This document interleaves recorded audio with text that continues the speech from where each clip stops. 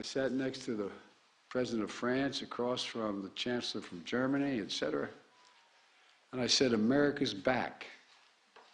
You know what the response was? Not a joke. For how long? For how long? And I just sat there and looked, and I believe it was the Prime Minister of Italy who said, but I can't remember for certain which of the six said it. And what would you think, Mr. President, if tomorrow you woke up and you had a headline in the press saying that in the British Parliament, a mob had come down the hall, broken down the doors of the House of Commons.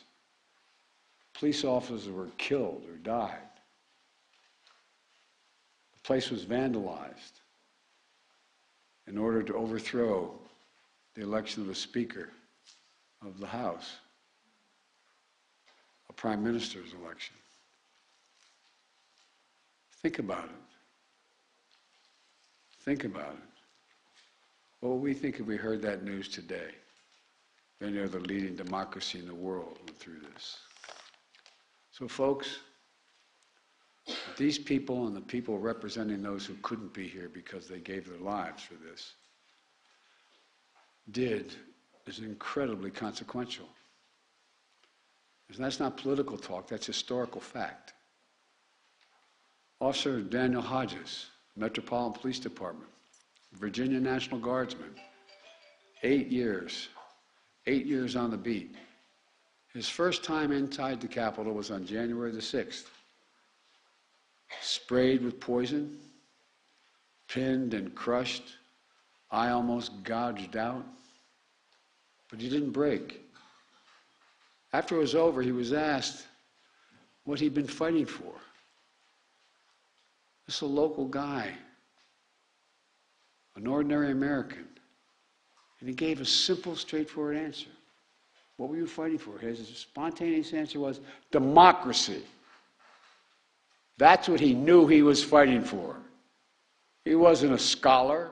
He wasn't a historian. He was a red-blooded American. He was fighting for democracy. Former Metropolitan Police Officer Michael Fanone. Become friends. I've come to know him more. 20 years in the job.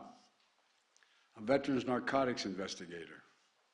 At a moment of crisis, he was asked to do undercover work elsewhere, but he answered the crisis call of our nation at the Capitol. And you answered, Michael, you always did. He was beaten, not pushed around, beaten, and he was tased. Called a traitor as the mob shouted, if you remember, kill him with his own gun, kill him with his own gun. But he defended our democracy with absolute courage. And ever since, he's spoken out forcefully to make sure people are held accountable because he knows it could happen again. There's no guarantees except us, all of you. Private First Class Harry Dunn from the United States Capitol Police, 14 years on the force. On that day, he was outside Speaker Pelosi's office. He stood guard protecting fellow officers who were already injured. He was fighting back insurrectionists across the Capitol while being called the vilest racist names. His own congressman, a true constitutional scholar, Jamie Raskin, who couldn't be here today as he recovers from cancer treatments, but he wanted me to say the following, and I wrote it down. Officer Harry Dunn acted with remarkable courage and valor to defend both our institutions and our people. Went on to say, generations to come will think of him and these officers and thank them for their service. End of quote. Officer Carol Edwards, 5 years on the force, U.S. Capitol Police, on the front lines of the mob's first surge. And she stood there. She said, and I hope I'm correctly quoting you, he said, it looked like a movie. It looked like a movie. Sometimes in crisis, things look surreal. It looked like a movie. Knocked unconscious with traumatic brain injury.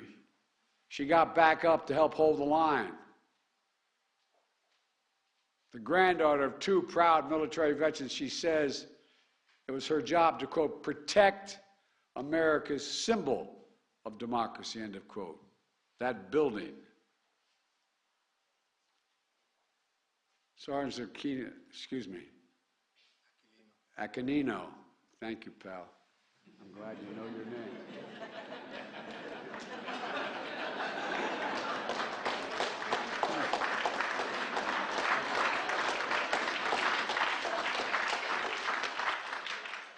He can call me President Biden from now on if he wants.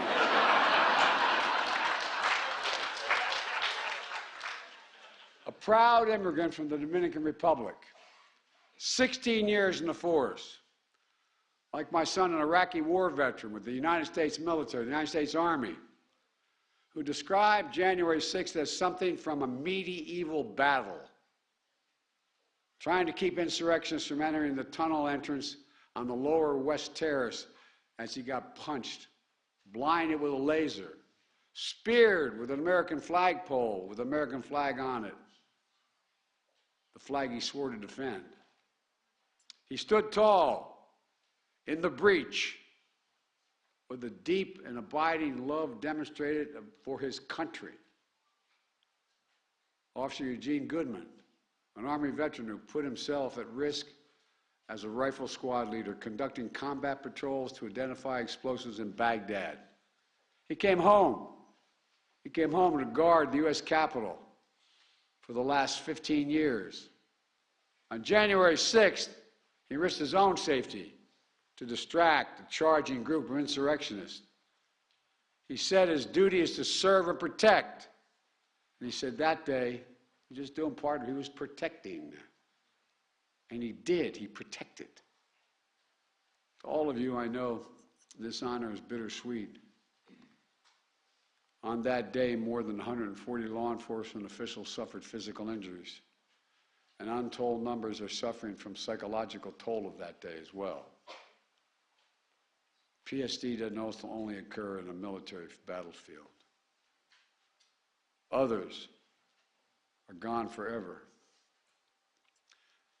And I said earlier, if I can hold a minute here, I said earlier, you know, for those who lost someone on that day, they're proud as the devil that their kin are being honored. But boy, is it hard. I know how proud I am when my son Bo is honored on the anniversary of his death as a consequence of burn pits in Iraq. But it brings everything back like it happened that moment. So to all the families here who lost someone, my heart aches for you, and I want to thank you for having the courage to be here today so the rest of America can know what your kin did, including Capitol Police Officer Brian Sicknick, who will be receiving this medal posthumously. A veteran of the New Jersey Air National Guard, 13 years in the Capitol Police Force as an officer. He lost his life after protecting the citadel of democracy. We're joined by his family today, whom my wife Jill and I met when we paid our respects at the Capitol Rotunda 2 years ago. I know you're proud of the honor being bestowed on Brian, but I also know this difficult moment because it brings back everything as if it happened this very day. But thank you for being here. And thank you for letting us remember Brian. Thank you. Capitol Police Officer Howard Liebengood is receiving this medal posthumously. Howard's dad was a good friend of mine. I served with his dad. His dad was Sergeant at Arms in the United States Senate, Chief of Staff for Republican senators. We were genuinely friends. Officer Liebengood patrolled the grounds outside the Senate office building on January 6th. He worked nearly nonstop in the days that followed.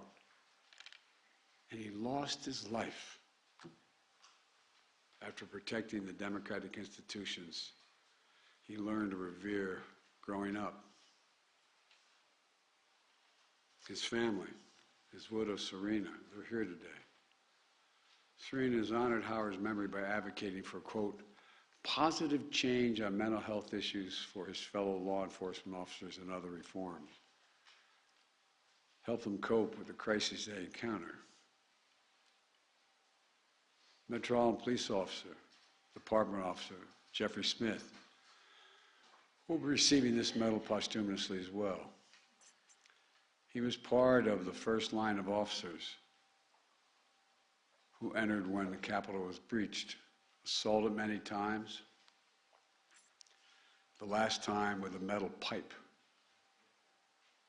After his death, his widow, along with Aaron, along with many others, worked tirelessly to pass in the Congress the Public Safety Officer Support Act, which I signed into law last summer. The law recognizes death by silent injury like Officer Smith's and Officer Liebengood, so future families of public safety officers who die in the wake of traumatic circumstances will get the benefits they deserve.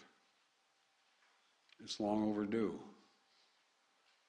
Today is a ceremony to honor heroes of January 6th.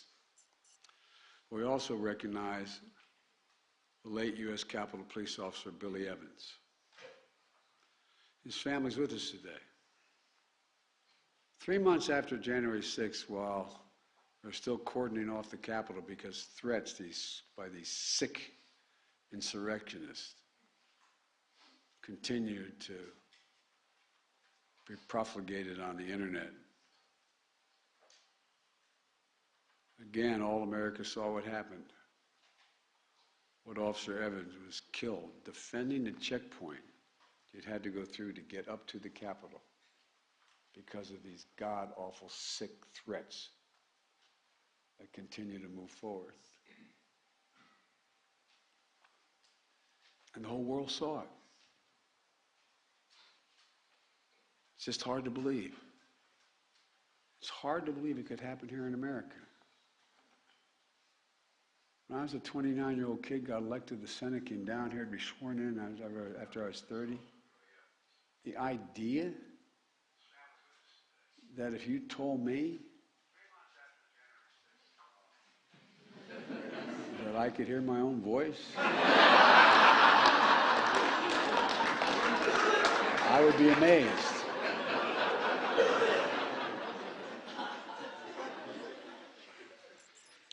But all kidding aside, think about it. Think about this.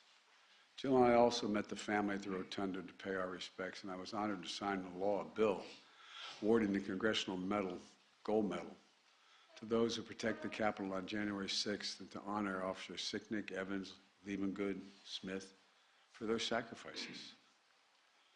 These officers are the best among us. And we're also honored to be joined by many other members of the various law enforcement agencies here today. And over here on that January 6th, we thank all of them as well. I want to thank you all for your service, your strength, your courage, and it's a corny thing to say, but your patriotism. Joining these law enforcement officers honorees are 5 other public servants: Ruby Freeman and her daughter, Shay Moss. Where are you guys? Sitting up there, you're right in the middle.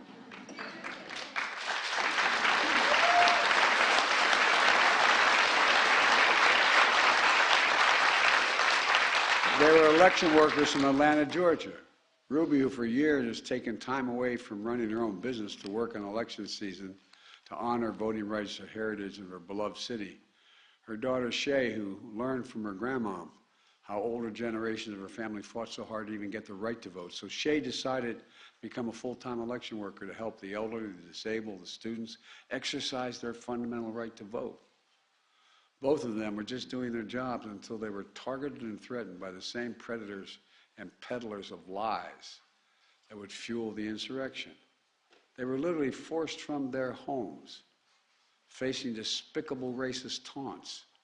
But despite it all, Ruby Freeman and Shay Moss found the courage to testify openly and honestly to the whole country and the world about their experience, to set the record straight about the lies and defend the integrity of our elections.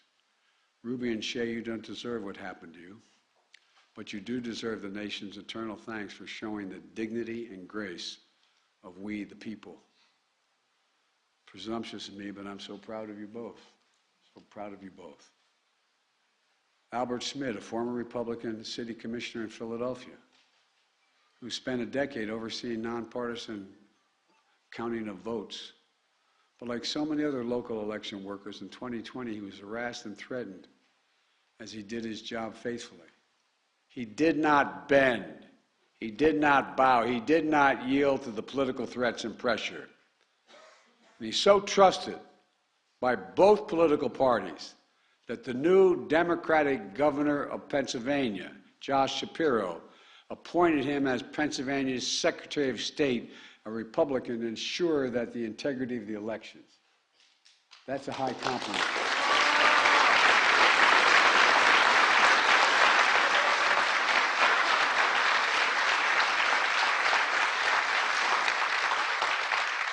His character and his commitment speak volumes of we, the people. That's what we also see in Jocelyn Benson, twice elected Michigan Secretary of State to protect the sacred right to vote and have that vote counted fairly. That's what she did in 2020, when she oversaw a record number of Michiganders turn out to vote in that election, only to find an armed mob outside of her home on Christmas Eve, when she and her son were decorating their Christmas tree inside. But she refused to back down. She'd done her duty. She'd kept her oath. Full of integrity, she is a true leader in our nation. And thank you, thank you, thank you for what you've done. I mean it.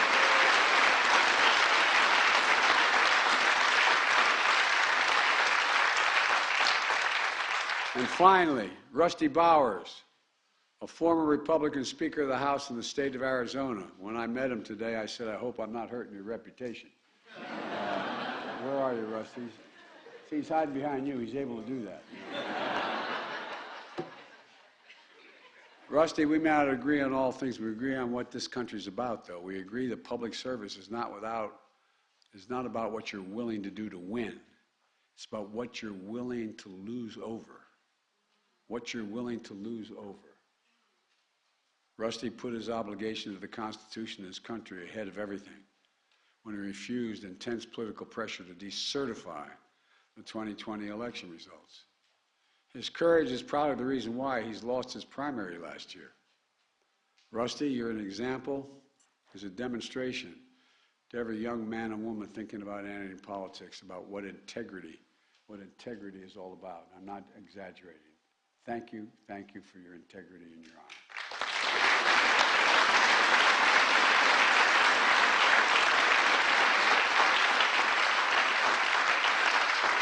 So folks, my fellow Americans, I want you to give one round of applause again to today's recipients of the Presidential Citizens Medal, patriots who have performed exemplary deeds in the service of this great nation. And let me close with this. 82 years ago on this very day in 1941, President Franklin Roosevelt delivered a State of the Union address that became known as his famous Four Freedoms speech, as he defined America's place in the world. He reminded the American people of, quote, the strength from the things which have been done to make its people conscious of their individual stake in the preservation of democratic life in America. Things that have toughened the fiber of our people, renewed their faith, and strengthened the devotions of the institutions we make ready to protect. End of quote. 80 years ago, after that speech on this day, 2 years ago, we were reminded about the most fundamental of things, democracy itself. As I've said before, we face an inflection point in our nation's history. on January 6th is a reminder that there's nothing guaranteed about our democracy. Remember learning in undergraduate school, high school, that every generation is required to earn it, defend it, protect it. I was a senator for a long time. I was vice president, been president. I'd have to tell you. I began to think, looking back on it, that it was just permanent in the United States. It just was eternal. Nothing would happen.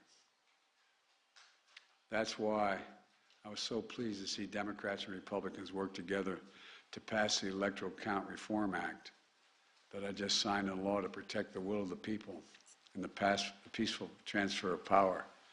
And defending and protecting our democracy also means that despite our differences of opinion, we must say clearly, with a united voice, that there's no place, none, zero place in America for voter intimidation, zero, never, and political violence. They're completely contrary to the notion of democracy. You know, America is a land of laws and not chaos, a nation of peace and not violence. We're not a land of kings and dictators, autocrats and extremists.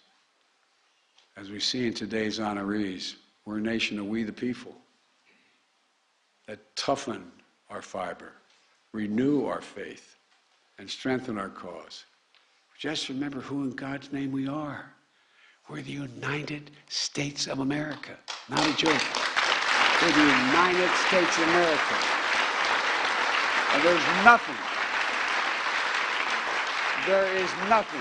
There has never been a single thing we've set our mind to that we've been failed to accomplish. There's nothing beyond our capacity if we act together. Remember who in God's name we are. So God bless you all, and may God protect our troops, and may God protect those who stand watch over our democracy. I now have the opportunity and the great honor to award the medals to these incredible individuals and their representatives. Lieutenant Commander Shields, would you come and please read the citations?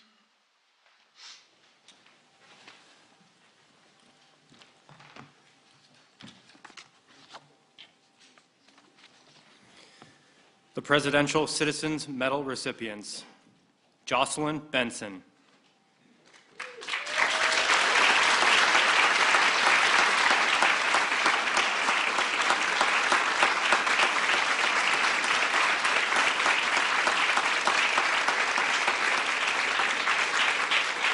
Jocelyn Benson was elected twice by the people of Michigan as their Secretary of State, where she continues her steadfast commitment to protect the right to vote and the integrity of our elections in the state of Michigan. In 2020, she administered an election with record turnout and certified the results in the face of unprecedented pressure and threats, including armed protesters outside her home. We the people honor the undaunted and unflinching Michigan Secretary of State, Jocelyn Benson, who continues her exemplary public service to advance free and fair elections in our nation.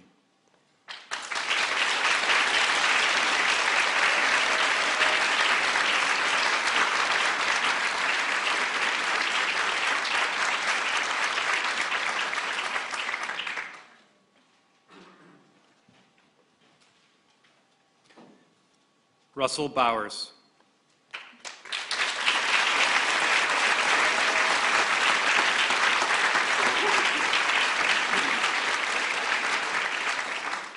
An artist, rancher, and fourth-generation Arizonan, Rusty Bowers represented the people of Arizona for almost 2 decades, rising to become Speaker of the House.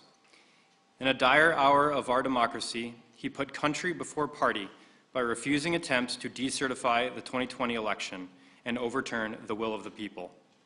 He endured menacing protests, including at his home, and eventually lost an election because of his courageous actions. We the people honor Rusty Bowers, a public servant guided by a deep faith and unbreakable oath to God, family, and country.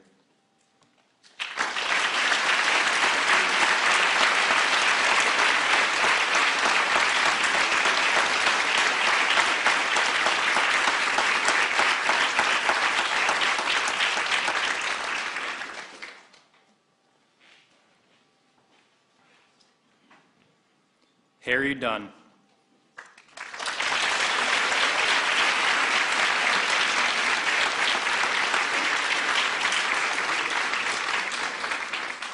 A champion college football lineman, Harry Dunn has put his protective instincts to a higher purpose as a U.S. Capitol Police officer.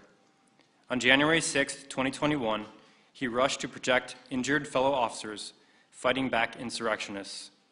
His powerful testimony describing violence and stinging racism laid bare the day's facts for history, and his advocacy on behalf of officers battling lasting trauma is helping to ease the stigma around mental health in our nation.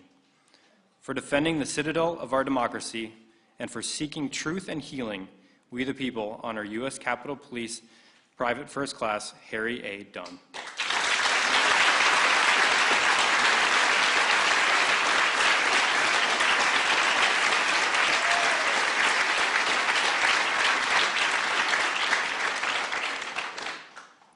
Caroline Edwards.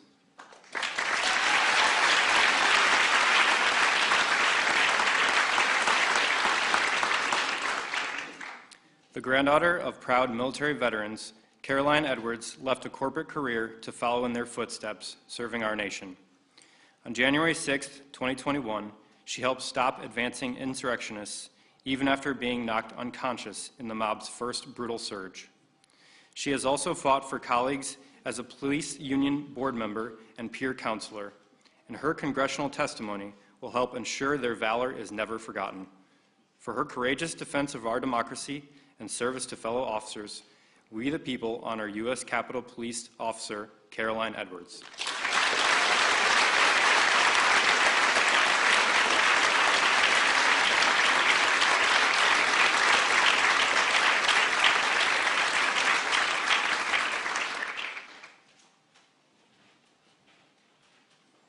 Michael Fanone.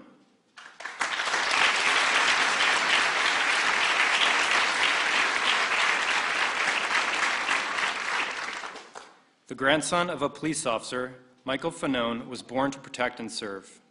A decorated narcotics investigator, he took an off-duty call to the Capitol on January 6, 2021, helping to drive insurrectionists away from a key tunnel and facing vicious attack. He immediately became one of the day's most outspoken truth seekers.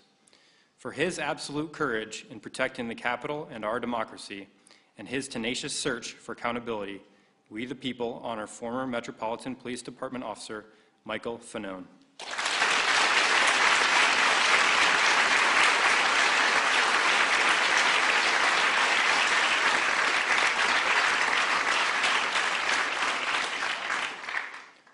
Ruby Freeman.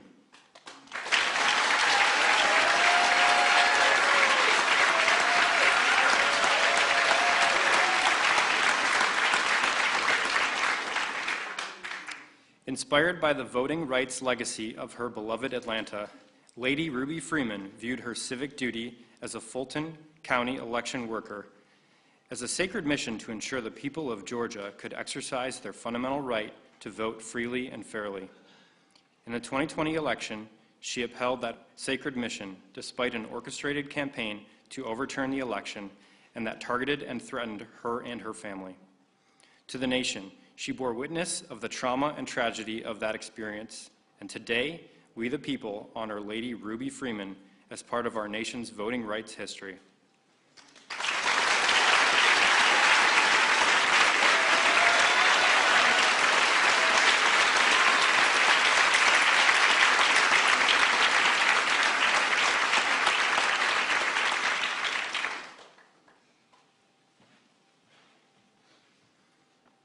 Aquilino Ganell.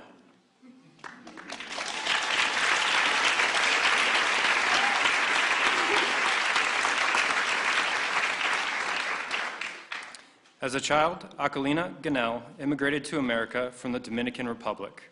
He became the first in his family to graduate college, serving in the U.S. Army and then in the U.S. Capitol Police. On January 6, 2021, he courageously stood firm at the doors of the Capitol as insurrectionists stormed the entrance, sustaining serious injuries as he protected members of Congress and defended our democracy. He later testified publicly to ensure our nation and history never forget. For patriotism that puts love of country before self, we the people honor U.S. Capitol Police Sergeant Aquilino A. Ganell.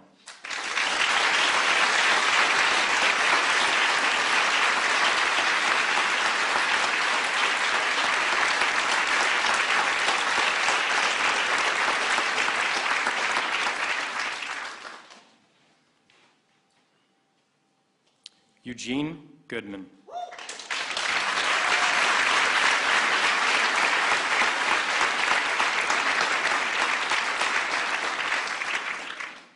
An Army combat veteran and a U.S. Capitol Police officer, Eugene Goodman embodies fearless public service. In the breach on January 6, 2021, he made himself a target to divert insurrectionists away from the Senate chamber, enabling the former vice president, lawmakers, and staff to escape safely. In the face of a clear and present danger, he did his duty and he did not flinch. For his valor and for ensuring the constitutional order, we the people honor U.S. Capitol Police Officer Eugene Goodman.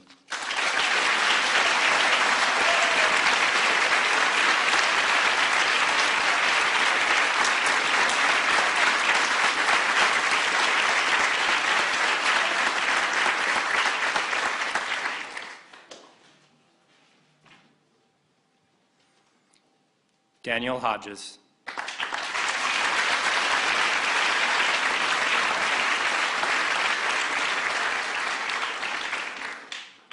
A Virginia National Guardsman and Metropolitan Police Department officer, Daniel Hodges has dedicated his life to serving his community and our nation.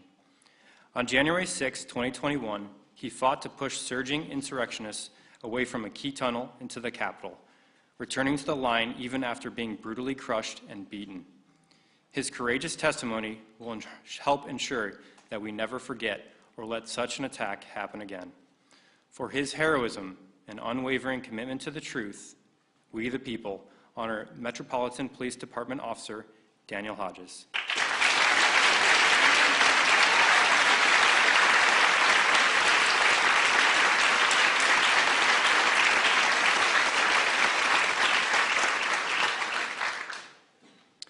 Dr. Serena Liebengood, accepting on behalf of Howard Liebengood.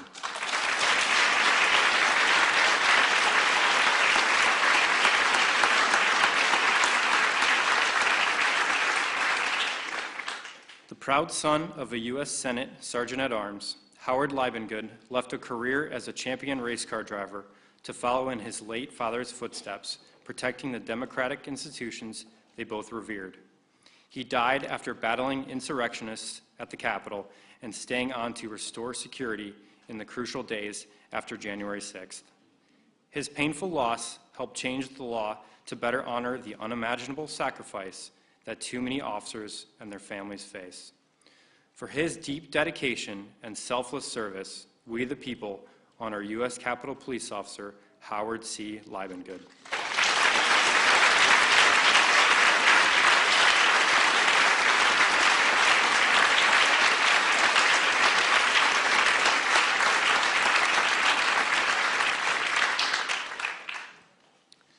Wandrea Arshay Moss.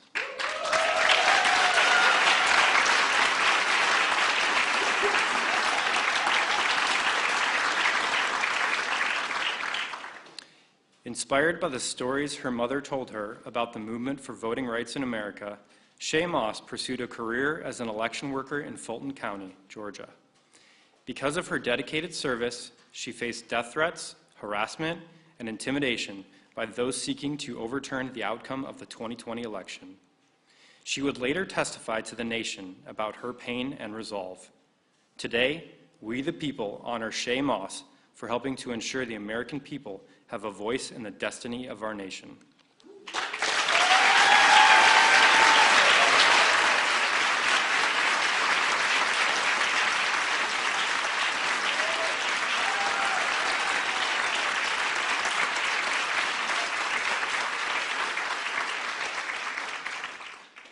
Albert Schmidt.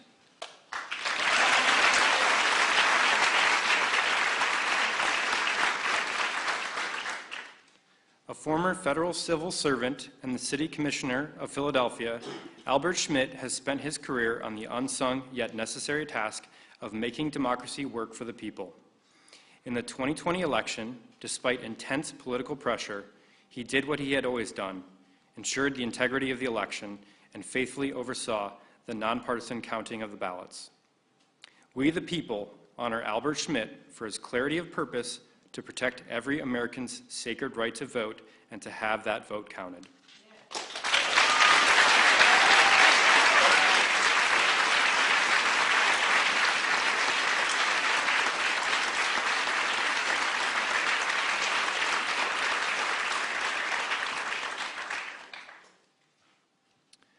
Charles and Gladys Sicknick, accepting on behalf of Brian D. Sicknick.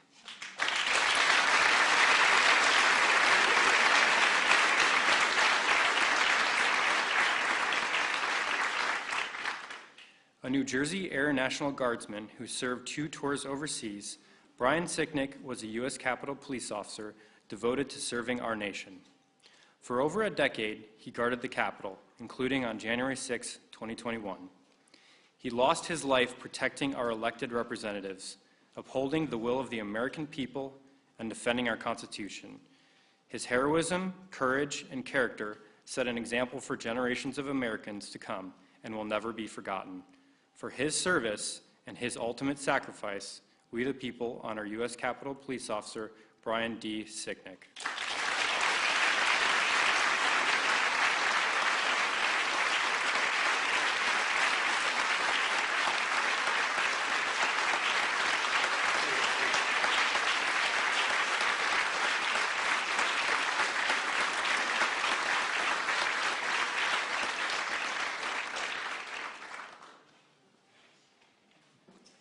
Aaron Smith, accepting on behalf of Jeffrey L. Smith.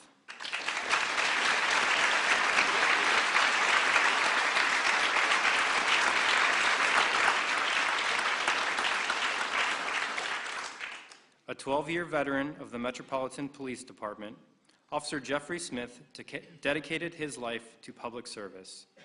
On January 6, 2021, as he fought the violent mob, Officer Smith sustained devastating head injuries from multiple assaults inside and outside the Capitol.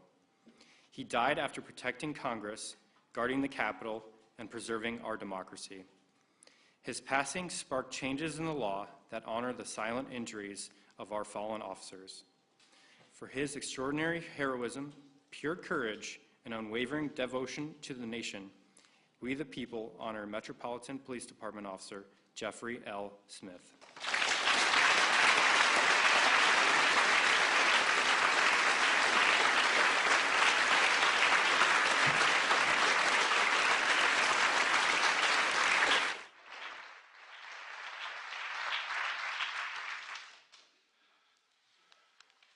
Well, as I said at the outset, this is warranted, in some senses overdue, but also incredibly difficult for the families, and particularly the families of those who lost a hero defending our democracy. And, but I tell you, people who will go through, unfortunately, similar losses are going to look at you all and say, that's the grace and dignity that I want to display. So really, thank you. Thank you, thank you, thank you. I want to thank you again for your service and sacrifice, and may God bless your families. May God protect our troops. Thank you all very much.